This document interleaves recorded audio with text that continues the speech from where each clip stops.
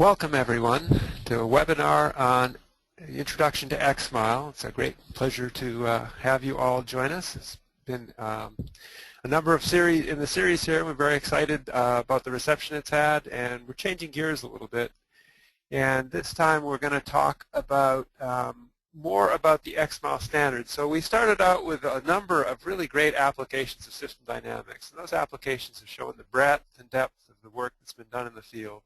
And hopefully they've been of interest to people not only who are experts in system dynamics, but experts and interested in the different subject areas that have been covered. So, and they've also demonstrated places where a standard would help. So Karim is actually going to review these during the talk. I'm not going to talk more about them here. But the other purpose of our series is to educate people about the standard, the XMILE standard. So what's the motivation for it? Why are we doing this? What's the scope of it? How much does it cover? And what's the process by which we're going to talk about implementation and actually finalization of the standard?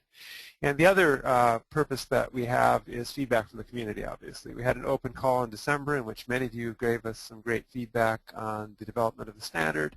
And as you'll see in the next slide, we have some more chances to get some feedback on things. So today what we're going to do is really an overview of the XMILE, where it came from, tiny bit of history, some of the value, scope and structure, and then the next two webinars will be devoted a little bit more to some of the details of what's in that standard. So on May 20th, we're going to be talking about simulation capabilities. So Will Glass-Hussein will be doing that, and we'll sort of show what the standard captures in terms of the ability to do simulation with models. And then on June 3rd, display and interface, we'll be going into actually the graphical representation of models and how they work. So we're going to wrap that up with a panel discussion on June 24th, where we get people who are active in the system dynamics community, not people who are on the XMILE committee necessarily, to talk about the standard and the role it plays. And then finally, all of this, in a sense, builds up to the Delft conference, where we'll have a roundtable on XMILE, a ballot for you to voice your support or concerns about XMILE, and lots of chances for informal feedback. So if you want to find more about the XMILE committee, there are two web addresses there, and we'll show those again later on in the talk if you want to learn more there.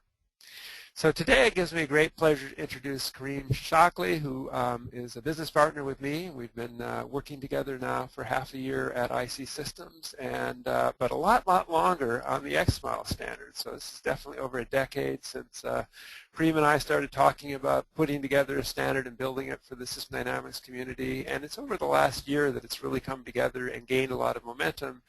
And so it really gives me great pleasure to introduce Karim Chichakly so that he can introduce you to XMILE. Thank you, Bob, and thank you everyone for coming today. I'm very happy to be here to talk about XMILE. As Bob alluded to, I'm going to talk about the 7 application-focused webinars that we have already done since last October. I will also spend some time talking about the advantages of system dynamics and therefore why we want a standard, and then I'll talk about the standard. Drew Jones, back in October, started us off with with how Climate Interactive is creating simulators to help people at UN negotiations in particular and other policymakers to decide how to reduce or curb emissions, greenhouse gas emissions, so that we can prevent the temperature of the Earth rising above a goal down here of 2 degrees. They've since released, since that talk, an iPhone version of their simulator that allows you to go through and put down different scenarios of how you think greenhouse gas emissions will be and whether or not you are able to meet that goal. He spent a lot of time showing us what a challenge this problem really is. Next, Jack Homer from Homer Consulting showed us Ripple Foundation's ReThink Health, which tries to look at local initiatives that can be done to address the rising costs of health care and unhealthy people in general. So some of the things he looked at, there are a wide range of policy initiatives, and this is one set of them. So one of the things is, to reduce smoking or reduce crime, things like that, and then you could see what happened to the health of people in general, and also the consequence of on healthcare costs. David Starr and Sharon Els came next to talk to us about a credit card company and some of the problems they were having with falling market share. And they built a simulator to look at this problem, and their simulator showed that most of the policy options, well, actually all of the policy options they were looking at had little effect. Some had some effect. And they came up with this alternative co-branding, credit card co-branding strategy that actually helped turn the company around. Bob Eberlein introduced us to how big data and system dynamics can fit together, and he did this in a retail context back in January. He started off talking about how big data gives us a result that's in a very focused area but ignores effects in the surrounding ecosystem, and how system dynamics can be used to evaluate the results from big data to see what the impact might be in the surrounding ecosystem and therefore make better informed decisions, and also how system dynamics models can be used in conjunction with big data analysis to come up with better solutions to begin with. Next, Andy Ford talked to us about two different energy market applications. In the second one, he was talking about how to load balance the use of windmills, since we cannot predict or control what the wind is going to do, and this would be, you know, energy from the wind being extremely variable, and how you can balance that out into something more even using wind storage, using energy storage in the form here of pumping air into a cavern, creating pressure.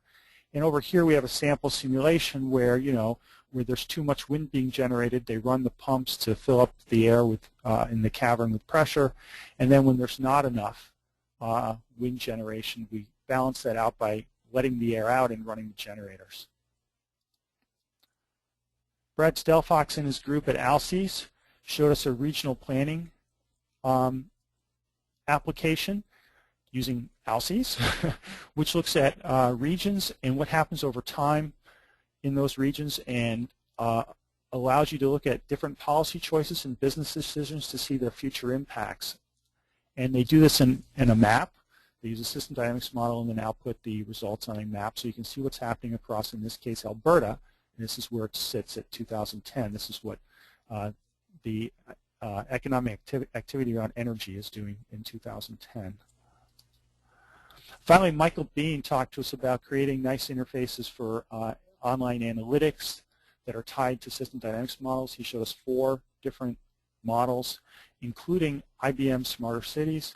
This particular screenshot is from Latino Vote Map, which was used in the 2012 presidential race, to look at how changes in demographics in the electorate can affect the election. And so here we have levers to control what portion of the U.S. electorate is Latino, and it changes the results of the race over here, and also state by state. What do all of these applications have in common? Well, hopefully from the title of the webinar, you can guess. System dynamics. And system dynamics is important. It talks about whether it's, you know, feedback between how our customers are interacting with our suppliers, or our change in the customers is affecting our suppliers, and how our customers are interacting with our competitors, whether we're looking at a carbon cycle and how the carbon cycle is then affecting the temperature of the planet, or whether we're looking at a credit card company who's trying to increase the use of bank cards and how that might work. System dynamics helps. And it helps because we're living in a very complex world now with a lot of interdependencies and interconnections, and it's very hard to figure out, when I do something here, what's going to happen there. And just to give you an example of how complicated that might look, this is a high-level look at the urban dynamics model, which is looking at the trade-off between business use and housing use within a city and the economic health of that city, as far as whether there are jobs there, and et cetera. And there are a lot of feedback loops in this relatively simple model that shows us what's happening in a developing city and once the cities become mature. The other thing, system dynamics is based on the premise that feedback structure determines the behavior of the system. So here we have a simple population model where cattle are being born and cattle are dying, and the number of cattle are constrained by grass, and we can get very rich behavior from this, and that rich behavior can be, equilibrium, which means the number of cattle don't change. We can have the cattle growing up to a new level. We can have the cattle decreasing down to a new level. We can have the cattle growing up to a point where they can't be sustained anymore and have the population collapse. All of those from just this simple feedback relationship, these two loops. The other thing system dynamics does is it looks at tertiary effects over long time horizons. So we can look at, for example, we're all very familiar with primary effects. I'm hungry, I go eat a candy bar, I'm not hungry anymore. Maybe not a good thing to do in the long term, but it satisfies my hunger in that instant. If I step back and everyone I know, when they're hungry, they're eating candy bars, the tertiary effect of that is that our health will decline over time. We're not getting proper nutrition. We're eating things that are making us fatter. Obesity will rise. Healthcare costs will rise. Our lifespans will fall. So those are the tertiary effects. There's a lot of policy richness in system dynamics models because of that. System dynamics also look at behavior over time. So here we're looking at Alberta again, and we're watching what's happening with the economic activity in the energy sector over 30 years from 2000 to 2030, and we see that this area up here is kind of exploding in activity over time. System dynamics also exposes the mental models that we keep in our heads and makes explicit all the assumptions that we have, and this increases understanding between people and reduces misunderstanding. So for example, very simple example, I might have this model of how price affects my business, that when price is decreased, demand goes up, therefore my revenue goes up, therefore my profit goes up, and eventually I can reduce my price again, causing this to happen again and again, right? You may have a very different understanding. You may think that when I increase the price, revenue goes down. Don't know why you would think that. And therefore profit goes down. And after a delay, we'd have to make price go back up again. These are two different viewpoints, and they may be valid under different circumstances. And the system dynamics language allows us to talk about that and get those differences out and understand what each other's assumptions are. System dynamics also allows us to test policies in a very controlled environment without spending a lot of money, without taking a lot of time. For example, with ReThink Health, we saw we could pull a lever to see what would happen if we invested in more education. In the Climate Interactive model, we saw that we could test what if we sequester some of the CO2 by planting forests? What effect will that have? And we can actually look at the effect. We can see what happens. In the Latino vote map, we could see what happens when the portion of the U.S. electorate that's Latino changes. We can see the impact on the election, including little fuzzy regions where it's not certain. So all of that is why we want to use system dynamics, and that leads up to XMILE, which is an open standard for system dynamics. System dynamics doesn't have any standards now, and we're hoping an open standard is going to help the field. So XMILE is an open standard for system dynamics. It's being developed in OASIS, which is a large standards organization like W3C and ISO. And XMILE is an XML representation. So it's using XML, which is a markup language, to represent system dynamics models. It provides a standard language for system dynamics. Right now, if you look around, the language changes a little bit from here or there. It provides a standard language and also provides a means to extend that language to do other things that you might want to do.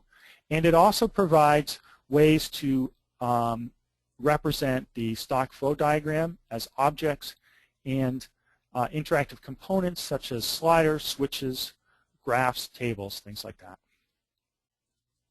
Why do we want it to be an open standard? Because historically, when markets have open standards, it enables integration and interoperability, which opens doors to new applications, which promotes innovation and competition, which is only good for the field and only good for and is really good for people who want to use these tools.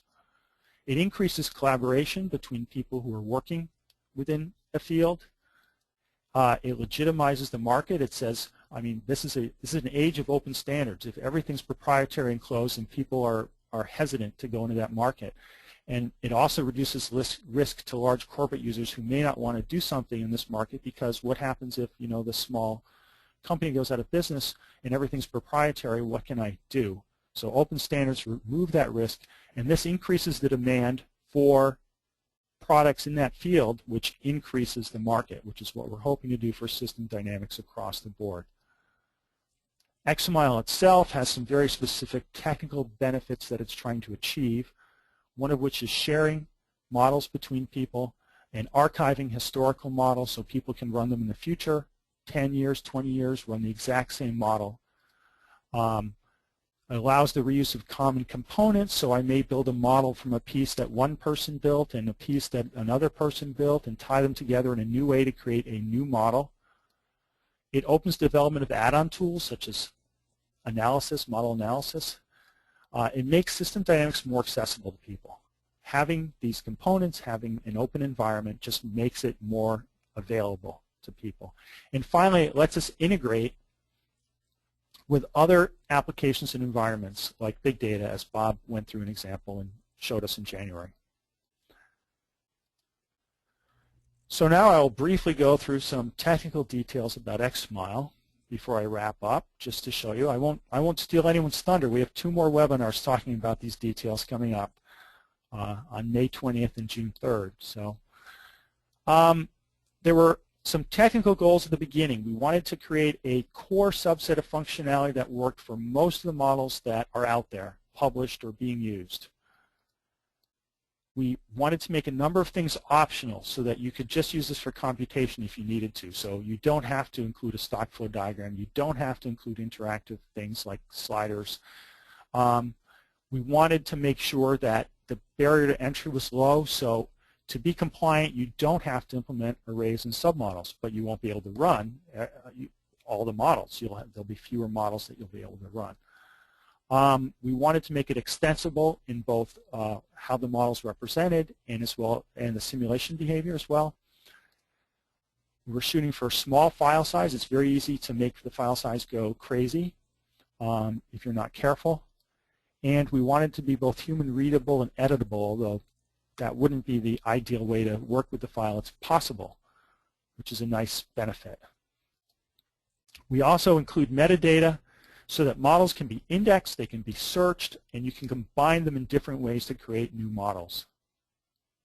So those are the goals we started with, and we came up with a standard language the core standard language that includes stocks, flows, and auxiliaries, as hopefully you'd expect in a system dynamics model, graphical functions, groups, so you can group elements together, units of measure, and a set of built-in functions that we'll detail in the next webinar. But there's a core set of built-in functions. There are also a number of optional extensions, the main ones being submodels and arrays, but macros allow you to extend the model in different ways. Here's a sample model. Just to show you what the XML might look like, here's a picture on the side. None of the pictorial representation is here. The stock flow diagram shows up under a tag called views, which is not shown here. This is just the simulation behavior, which is under the variables tag. And every single element on here has a tag with it. So a stock uses a stock tag, a flow uses a flow tag, auxiliaries use an auxiliary tag. Everything has an equation. Stocks have inflows and outflows and graphical functions. There's one graphical function hiding over here, has a set of points to define that graphical function. At the display level, it's trying to show the layout and styling of the model. So for example, if I have this simple model here that I've styled, this little part, this stock right here can be styled with the color purple and its position. It can also be styled with its size, the font to use, where the name's positioned, a lot of things. The styles themselves are cascading, And that means that the entity doesn't have to actually provide the color. If it doesn't provide the color, it can be, we look back to first the view, and then the model, and then the file, and then finally to the XMILE default for that attribute. And this way we don't have to provide every single attribute for every single entity.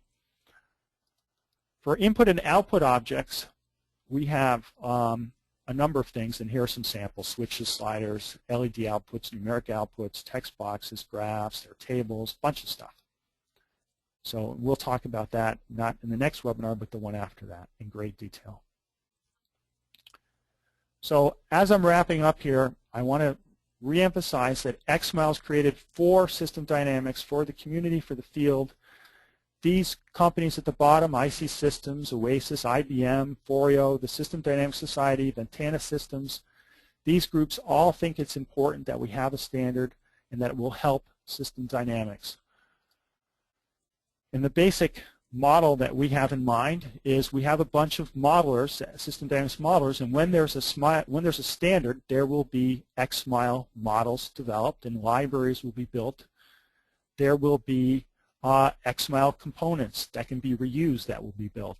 Just building those components creates an engine of growth here where the more components are, it will attract more modelers, more people to want to build models. It will also create more models that will end up in the library.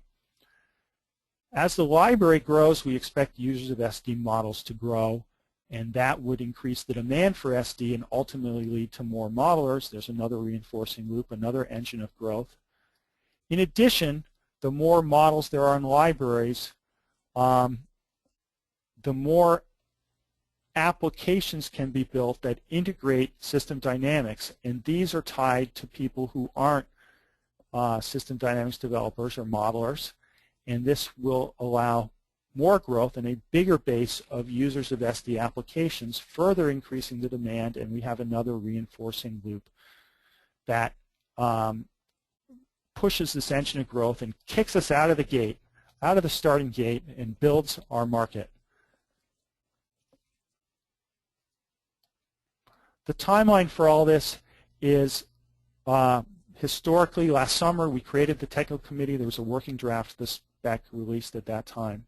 The committee approved an early draft, early partial draft in January, and we anticipate to have version 1 of the draft available in June for review.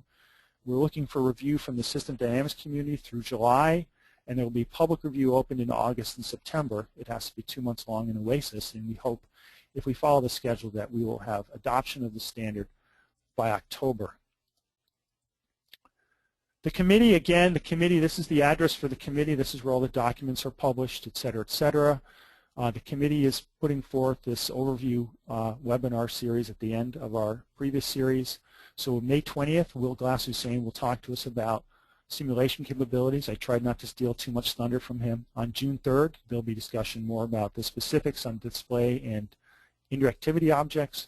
And June 24th is a very important day. This is our panel discussion where we really hope to get a lot of feedback from our audience about how this all is. And then at the Delft conference in July, we're looking for more feedback. There'll be a roundtable discussion and ballot, and hopefully a lot of discussion around this. So now I'm going to open this up for questions. Thank you. Great, thank you, Karim. So if you have questions, please type them into the chat box towards the bottom of your little window at the right of the screen. And I would like to, actually I want to start off with a question of my own. Karim, the XMILE is supporting system dynamics models, but why isn't it sort of a broader thing that supports all kinds of modeling methodologies? What's the advantage of only going with system dynamics models? That's a great question, Bob. Thank you.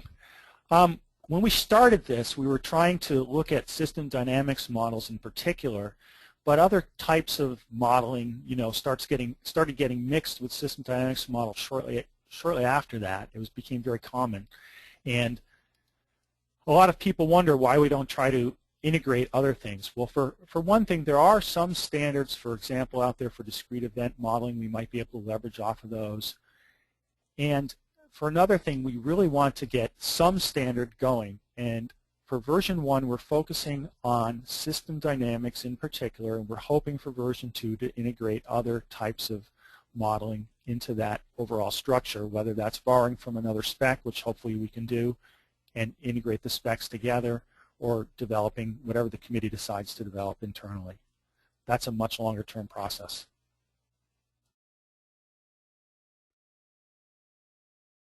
Thank you. So following up on that, I've got a question here about how the utility of XMILE for hybrid multi-method models such as SD and ABM. And really, I guess the question from one important thing to point out is, how does XMILE help us in that integration versus the things that are available now?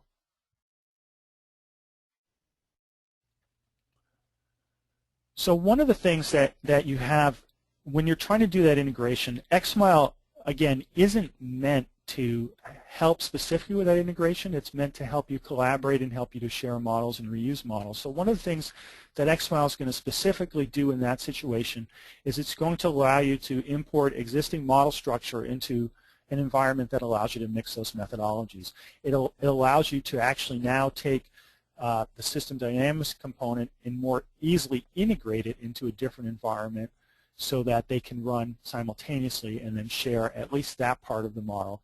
And again, that part of the model can still be represented in XMILE underneath, whereas, for example, there is a standard for discrete event. The other part can be represented in the discrete event world. So here's a good question. What level of implementation commitment have you reached with vendors, including committee member? Great question. The reference implementation was done by ISee Systems, and so that's already implemented. Ventana has openly committed to implementing this for their software, and Foreo has committed to implementing it for their software. Other vendors are at different levels of commitment, but there are other vendors who have committed who aren't in this group who have committed to us that when the standard is adopted, they intend to implement it.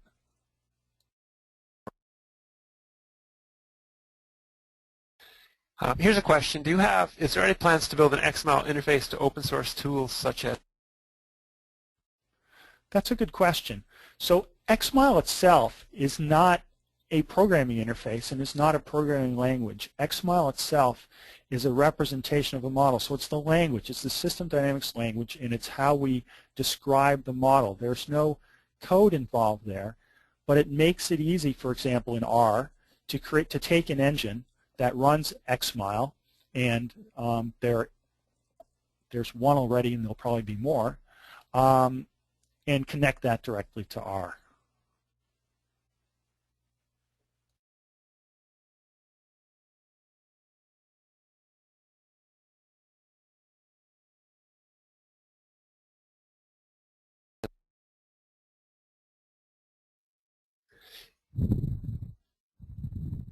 Here's a really good question. Does the creation of the XMILE standard have any implications for the way we do our current work?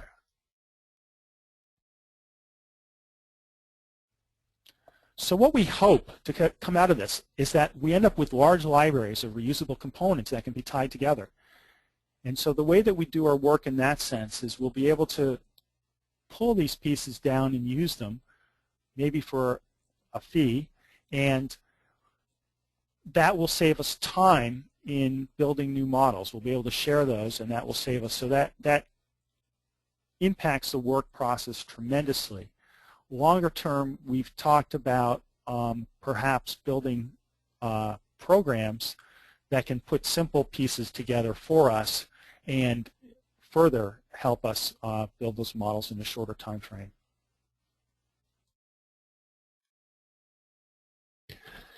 Here's a question about, will XMILE facilitate or enable interaction with spatial modeling in a GIS context where location, distance, area can be accessed as explicit quantities or rates to be simulated dynamically?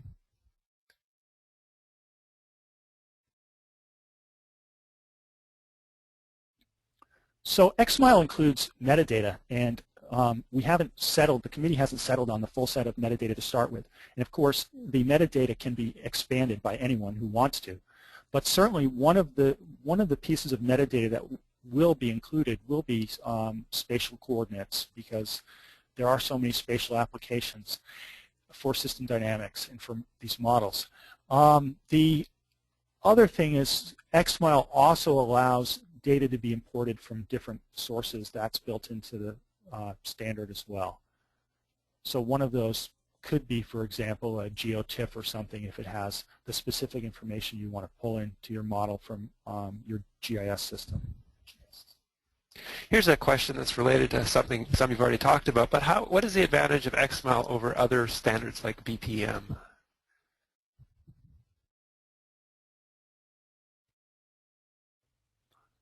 So BPM is, my understanding of BPM is that it's a discrete event model standard, and it's tied to BPSIM. And we're actually talking to the people who worked on that about integrating these two pieces together so we have a standard that represents both discrete event and system dynamics modeling. So they're both focusing on different areas.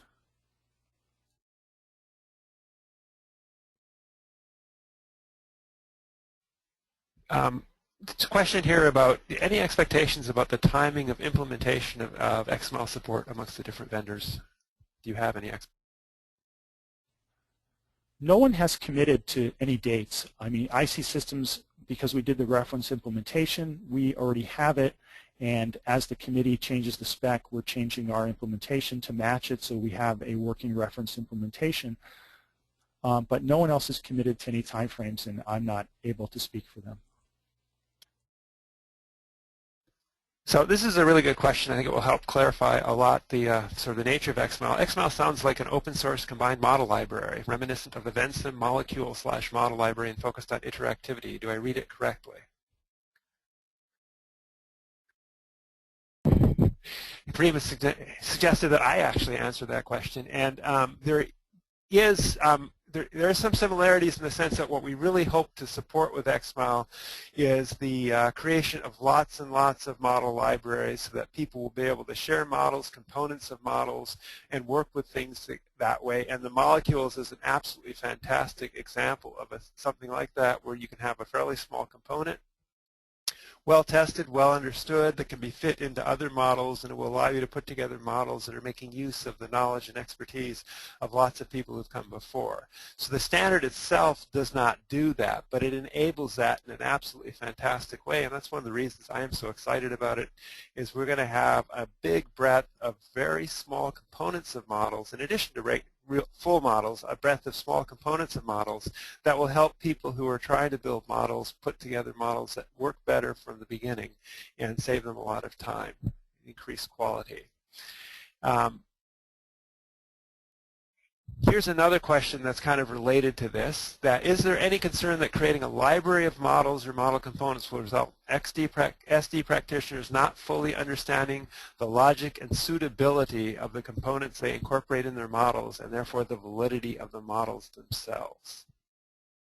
That's a great question. That's a great question. And that's a really difficult question to answer in advance. But if you think back to software development and how software development went from everyone developing their own unique proprietary systems that were closed and everyone built every piece by themselves, up to the present day where people reuse components or at least designs as much as possible to try to save effort, you can see that over time there may be some bumps along the way. There were with software development. But over time we get to a place where people have a better methodology to help them deal with those issues, and there are better ways to test components so that you understand how they work. So some of these things are going to happen over time. One of the things we hope to have out of the metadata is to include important information that helps you understand whether that model is appropriate for the purpose that you want to use it for and what the assumptions of that model are, so that as a modeler, without necessarily diving into the model itself, although you certainly can do that, and I would encourage you to do that, you can have a very good idea of whether this model is appropriately suited for the purpose you intend for it.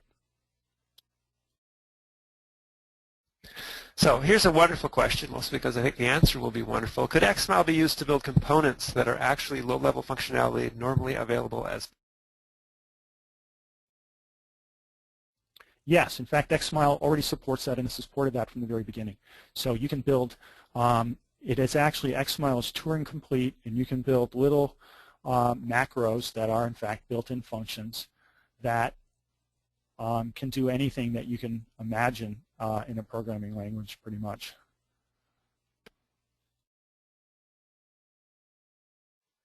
Just to build on that, one of the purposes in the XMILE, one of the hopes is that there will be people who will actually be building things that are like built-ins using the macro language available in XMILE to provide functionality that is probably perhaps more specialized than we've provided by some people, but might be relatively broadly of interest to people. And so that really is a potentially big big benefit. Here is another question. Someone who's focused on developing open and expandable modeling for dynamic biological modeling. Have you folks any inclusion of aspects for modeling biological systems, particularly the hierarchical submodeling challenges? That is a great question. So the XMILE specification includes submodels, so you can build models hierarchically. In fact, that is probably the first thing we were thinking of when we first put in hierarchy, was the ability to model biological systems.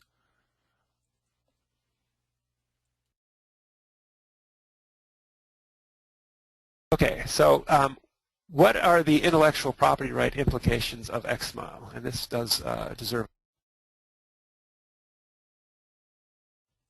So XMILE is developed in OASIS, which is a standards group, and the intellectual property for XMILE is it's basically open source. It's available for anyone to use in any way that they want. That's the model that we used.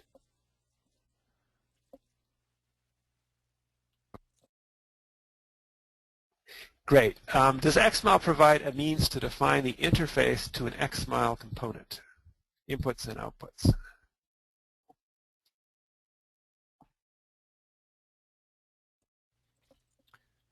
Yes, so if you define a submodel, or you define a macro, or you define any component, all of the inputs and all of the outputs are carefully specified, and this is necessary in order to hook them up, of course. So we'll talk about that in more detail, hopefully, when Will goes over simulation next time.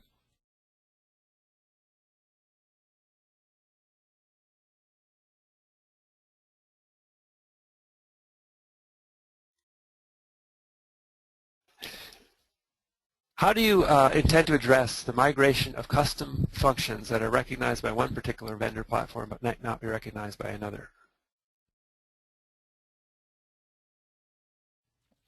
That is actually one of the largest challenges, the greatest challenges to a standard language, and something that we've been talking about and thinking about and working on for years, from the very beginning, over a decade, as Bob said. And several of us have tried to address this. Will Glass-Hussein in particular has had to fight with this at Forio to try to get things to work, and has a lot of expertise in that area, but he's not the only one who has expertise. There are other people in the community who I've talked to and who have worked with us to help us along those lines. And one of the roles of the macros is to, one of the purposes was to create a system that is flexible enough to implement the functions of every vendor as much as possible. And I think most of them can be implemented in that framework. It's Turing complete. You should be able to do all of them. But we haven't actually done all of them.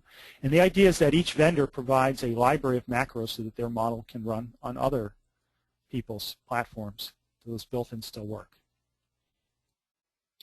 Interesting. But how do we learn the syntax and language of XMILEs to build models?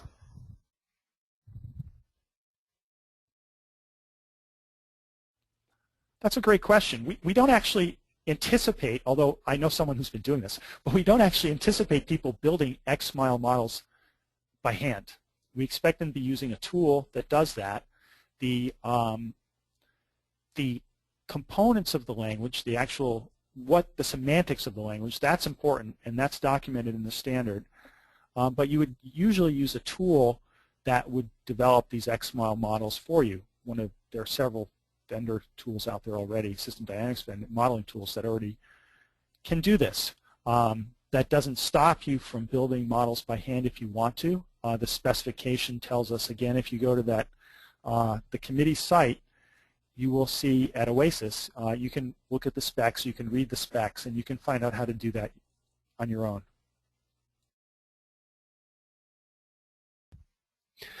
Great. Here's a question I think I'll take myself. Will the standard include a print function? And what the standard is going to do is going to make available models in a form that's well documented. And there are programs, for example, one that is being developed at Argonne to do documentation that are going to be using the XMILE as an input and will have then a standardized form for doing documentation.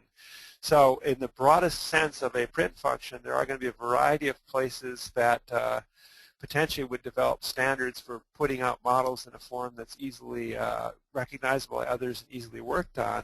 And in the more narrow sense, any implementation that's able to open up a XMILE file will and read the diagram will then in turn be able to print that diagram. And the diagrams may have slightly different appearances in different implementations, but they will be largely the same and certainly would be printable in that sense. Okay, another question, is there going to be a reference model with reference simulation results to help benchmark new simulation engines? Fabulous question. We do intend to have such things before we're done with the standard. We will have reference models and reference simulations, which will be based on the specification itself and not based on extensions that unique vendors make. So that's important to know. So here's a quick question I'll answer. For those attending Delft, will those panel discussions be webinared and probably not in Delft? I don't think we're going to have the capability of doing that, though I can certainly check into that. Another question, will it be very time extensive to translate existing Stella or other software models into XMILE?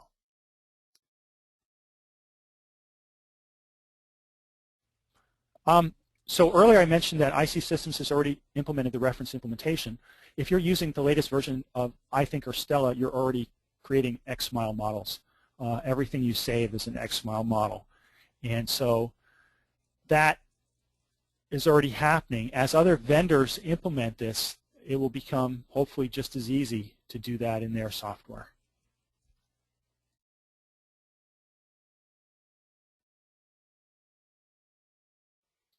You're focusing on XML first, which makes sense. What about connectivity for RDF and semantic web, triple store data, DBS, things of that sort where you're trying to get the ability to transmit information to other kinds of programming languages and development environments to make use of?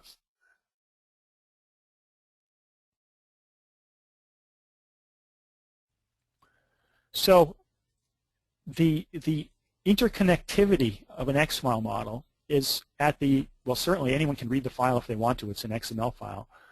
But there's no data in the model itself. Data is stored externally. There are connections to data that are defined in the XML file that you can use, and these connections are extensible to whatever you want them to be. That doesn't mean everyone will support those extensions. There's a small set in the standard that will probably grow in time, but you can add your own. So this is almost a comment, but I can't resist reading it because I got a chuckle of it. It's from Andy Ford. He says, at the end of successful projects, people often say it is not the model, it is the modeling process. Any comments on how XMILE affects that?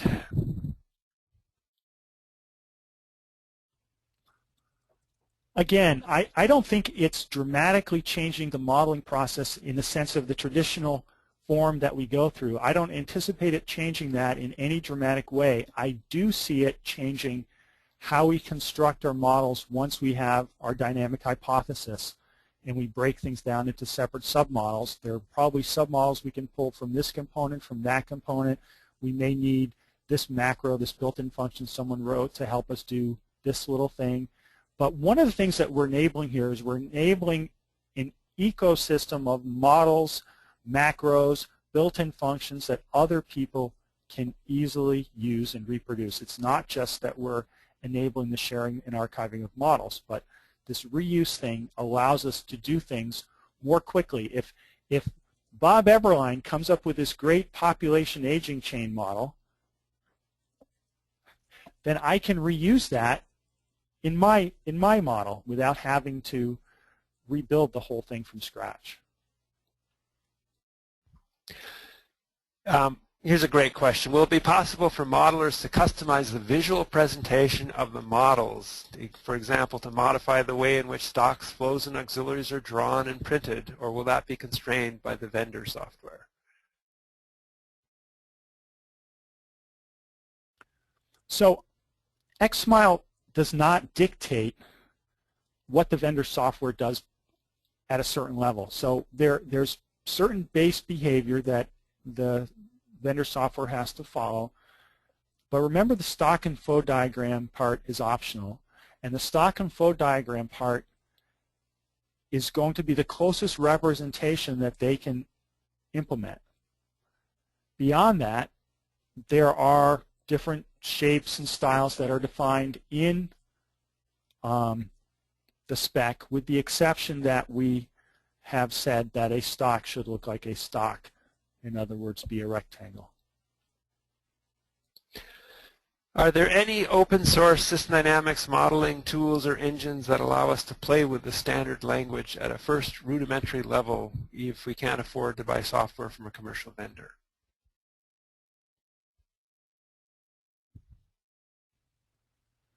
So at this point, there are no open source tools that do that I'm aware of that are fully implemented. I know there are a couple of efforts that have been started. As far as playing with this, we probably, as a committee, that's a great question. We should try to put something together to allow people to experiment with this a little bit.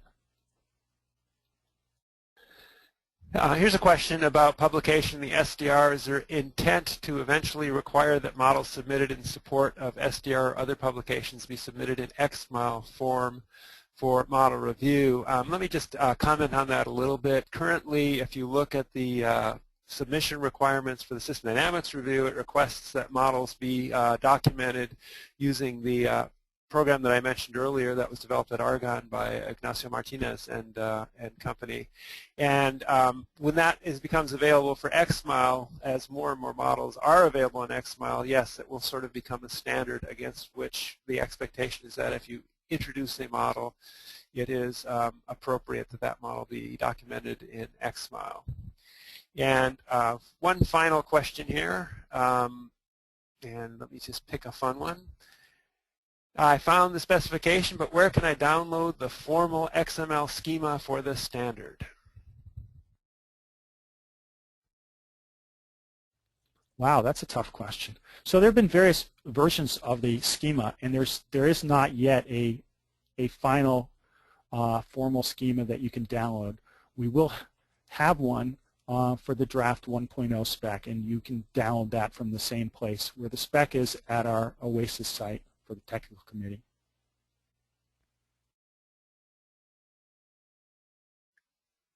Great. Thank you so much, Karim, for the talk, and thank you all for coming and attending. Please do join us for the next webinar where we're going to be talking about, Will Glass-Hussein will be talking about the simulation capabilities that are part of XMILE. And I hope that you will keep us in mind, and certainly for those of you who will be in Delft, I look forward to seeing you there.